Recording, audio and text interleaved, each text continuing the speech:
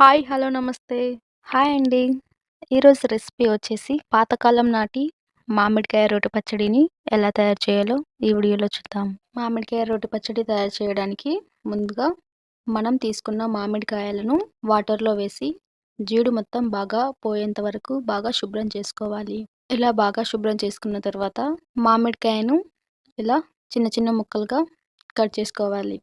ఇప్పుడు 2 పెద్ద సైజు వెల్లుల్లిపాయని తీసుకొని మొత్తం ఇలా పొట్టు తీసి ఉంచుకోవాలి.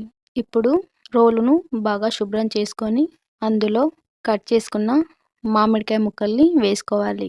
ఇప్పుడు టేస్ట్‌కి సరిపడా సాల్ట్ వేసి, అందులోకి సరిపడా కారం వేసి, రోల్‌తో కచ్చా బచ్చాగా దంచుకోవాలి.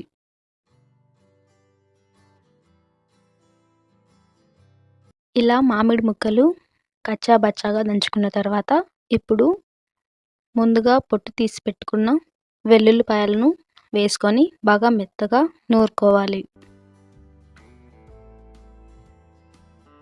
దంచేటప్పుడు ఇలా పచ్చడి బయటికొస్తుందండి.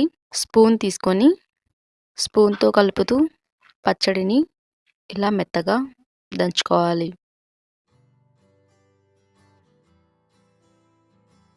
ఇలా మెత్తగా నూరుకున్న తర్వాత ఇప్పుడు రోట్లో ఉన్న పచ్చడిని ఒక బౌల్‌లోకి తీసుకొని స్టవ్ వెలిగించి కడాయి తీసుకొని అందులో 4 టేబుల్ స్పూన్ ఆయిల్ వేసుకోవాలి.